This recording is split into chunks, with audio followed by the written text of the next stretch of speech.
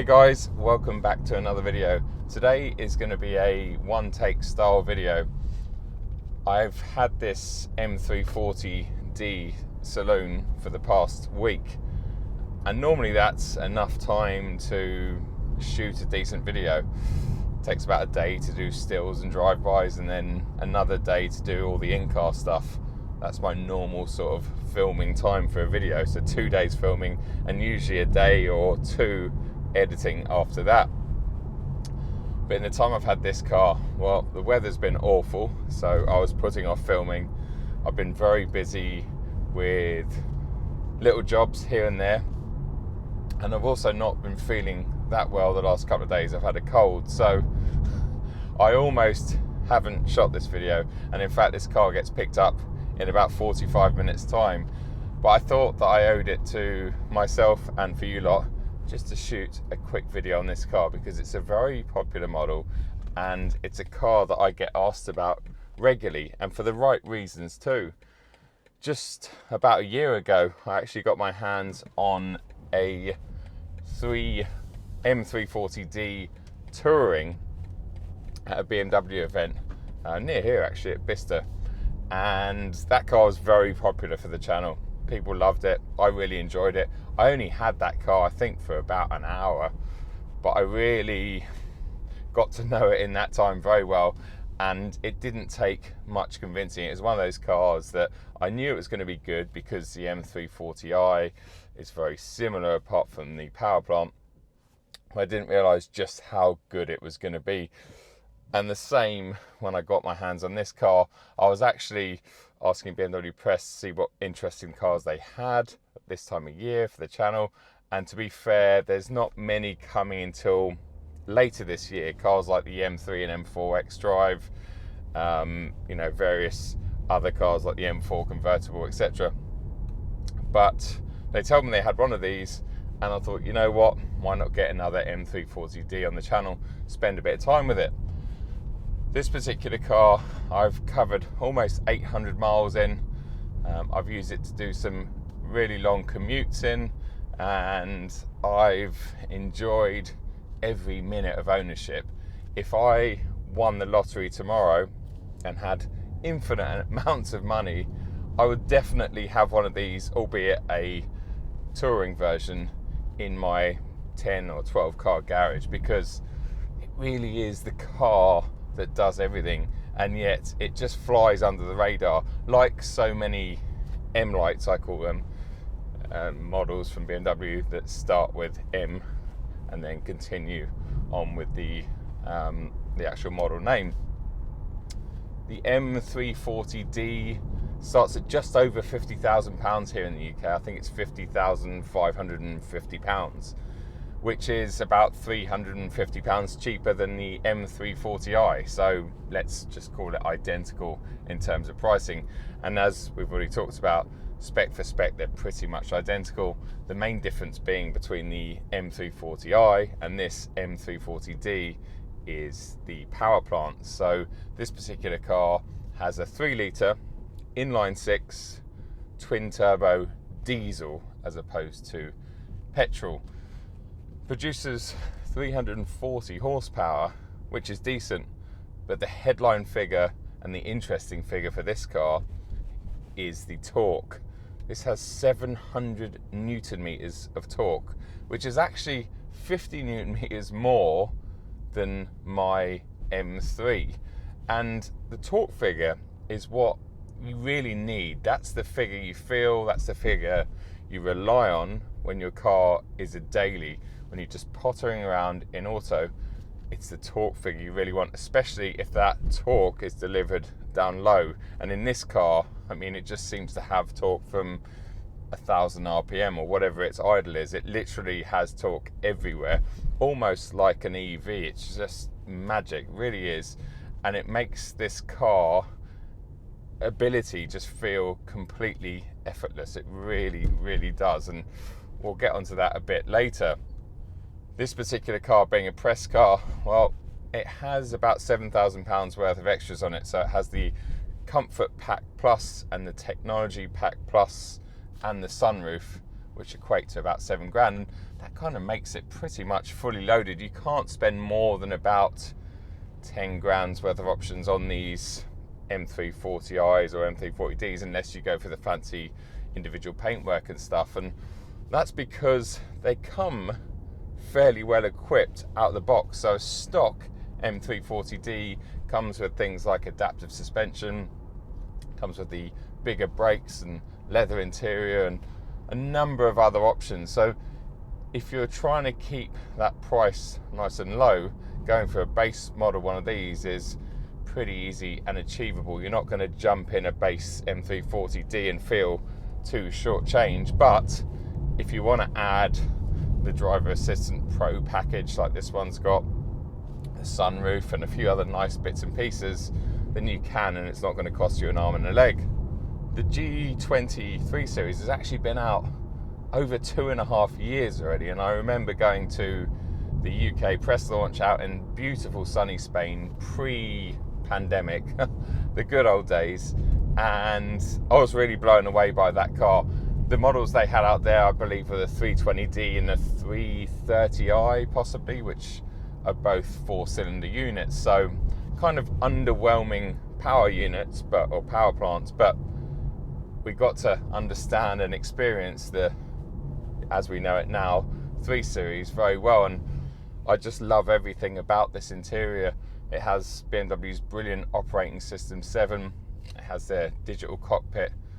Yes, I'd prefer it if it had more traditional round dials. I'm still not sold by this new layout on BMW's dashboards, but I'm used to it now, so it's very clear and very easy to use. But I would prefer a couple of analog looking dials on there as opposed to these funny shaped rev counter and speedo. But everything else in here is lovely. Steering wheel's lovely.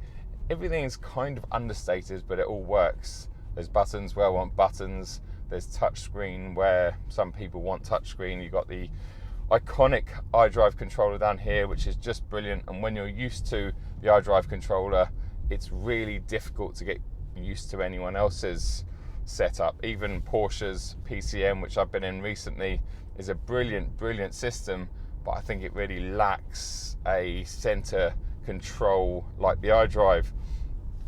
Paddles in here are okay, and just the general build quality is really nice. Obviously this has the sunroof, which is always a nice thing, especially when you've got a dark interior like this car has a black leather interior. And if you didn't have the sunroof on a day like today, it would be a little bit gloomy in here. I really think it's a must-have option in the UK, where we don't get the nicest of climates. In fact, this year's summer has been pretty much non-existent. Where this model really excels is being a daily, just being a car, if you like. It's unreal. That amazing engine we talked about, all that torque and all that power is available all the time. It's massively efficient. So I've averaged nearly 50 miles to the gallon in the week that I've had this, and the best I've seen is 61.5 miles to the gallon on a medium journey. And in fact, last week I went down to Carfest South, and that consisted of roads like this, motorway, traffic, towns. When I got down there, my average was 59.2, I think, which is just remarkable. I think BMW claim on the new WLTP combined cycle, which is a very accurate measuring system, that this car will do 46. Well, on a long journey, if you're not booting it and you're driving it efficiently, it will do 60 miles to the gallon, at least just with me on board anyway, which I think is just ridiculous. It gives it a massive range. I think it has a 64 litre fuel tank. It gives it a huge range, and it means that the fuel gauge literally never moves. If it wasn't digital, you'd probably think it was broken. Once again, like so many good cars on sale today, when you put this car into Sport or Sport Plus and over into manual, engage the paddles, well, it transforms from a very comfortable and relaxed and efficient daily into something that is quite remarkable. It really, really is. This car is seriously quick. It's one of those cars that looks fast on paper. I believe BMW claim it will do 0 to 62 in 4.6 seconds. I've timed that at about 4.4 seconds. But the first time you put your foot down, you just can't believe what you're feeling. It's all of that torque pushing against your chest and your head. It's such a surreal experience because, yes, you can hear the combustion diesel engine, unlike, say, in an EV, but you get that same sort of invisible force pushing you back into the seat. And that's in any gear at practically any RPM too. So we're at 1200 RPM here in 4th gear. Put my foot on the floor and it just absolutely goes. And there's the speed limit, 60 miles an hour. It's amazing. It's so effortless, and it's such a nice car to live with as a result. Yes, on paper an M340i is a fraction quicker to 60 miles an hour, and I'm sure it's more than a fraction quicker to 100 miles an hour. But to achieve those performance figures in the petrol variant, you've got to be up it all the time. So it's always got to be above 4,500 RPM. And although the M340i doesn't suffer from lack of torque, in fact it's a very good and powerful torquey modern petrol engine, this engine, this unit and this drivetrain just put it to shame. It really is just remarkable. It gives you amazing overtaking capabilities. So hopefully we can show you that when we come up behind this Kia Rio that is currently doing about 39 miles an hour in a 60 limit. Let's wait for a clear run. Okay, it's clear. Indicate 5th. I'm going to leave it in 5th. Look at that, 5th, and there you go. Speed limit just like that. Unreal. And when you put it into the first corner for the first time in sports, it's got adaptive suspension, so it stays nice and flat. It's quite stiff. It just handles so well. Remember, this is just a regular 3 Series, albeit with a M badge on the back. But they have done a few tweaks to make it a bit more exciting in the bends to help support the car a little bit more. And you do notice that. The one downfall, I would say, with handling and ride and stuff is the tyres that come spec'd on this car. And I know you're probably thinking, oh no, Joe's talking about tyres again, and I am. But this particular car comes with Bridgestone Potenza something or others. They're 35 profile tyres on 19-inch wheels. So they're very thin, very small sidewalls, and therefore they don't do a great job of ironing out any of the bumps or removing any of those little ripples. And it is hard for any tyre, regardless of the brand, to sort of eliminate those little niggles or those little vibrations. But I know that the Michelin tyre PS4S, for example, just gets rid of some of those little vibrations. And although these tyres feel pretty good in terms of feel, and they work pretty good in dry conditions, when it gets wet like it is now, they're a little bit snappy, especially when temperatures are sort of below 12-13 degrees. So they're really not an ideal tyre for this car in this country. And I would love to try one of these on a set of Michelin PS4Ss, because I think it would make a huge difference. And I know some of you are probably sitting there thinking, why is he banging on about tyres again? But when I see people that go out there and actively put something like a PS4S on their car, they always message or email me in some form and say, I can't believe the difference, especially in terms of comfort, ride comfort. It really does just take and remove that edge.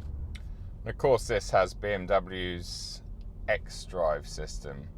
So even if it is raining, once the combine harvester gets out of your way, you can just floor it and it will lay down all of that power and all of that torque, even with these slightly sketchy Bridgestone tyres. So put your foot down. It's just unreal. Not even a hint of wheel spin anywhere. And it's the xDrive system that is built around their rear wheel drive system. So fundamentally, this car is a rear wheel drive car that sends power and torque to the front axle when it needs it. And that means that it's fairly playful on the limit when you've got everything switched off, a bit like the M5 and the M8 are. It still feels predominantly like a rear wheel drive car, which is really important, and not like, say, the M135i, which is a front wheel drive car that sends power to the rear wheels when it needs it. So very different sort of setups, and it does make it enjoyable to drive down one of your favourite roads, even if the road surface itself is pretty terrible like this particular one. But this car really gets into a nice flow and feels very, very comfortable, and I think it confuses you. If you drive this normally, it feels like a very normal car. If you start pushing on, it feels like a sportier car, and I think that's a great thing to have in any car. Very Jekyll and Hyde type of character. I really think if we weren't being fooled and forced into buying EVs at the moment, this car would be the one to have. 50 grand, yes, that's not cheap, but when you factor in, well, the smaller discounts that BMW offer these days because of shortages of cars and microchips, and when you factor in the reasonably good finance deals that are available, I mean, this car, it must be £500 a month with a 5 grand deposit. This is completely guesswork off the top of my head, but if that's about right, then this car, well, it's kind of a no-brainer. So if you're not tied into a company car scheme and you have to tick all the right boxes to make the government happy with the false economy of buying an EV, then this is the car to have. It really is a fantastic car.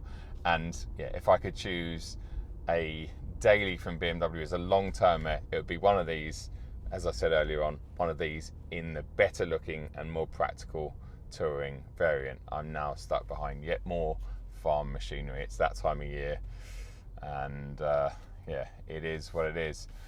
Guys, I'm going to go home and catch up on some well-needed sleep after I've handed the keys over to this.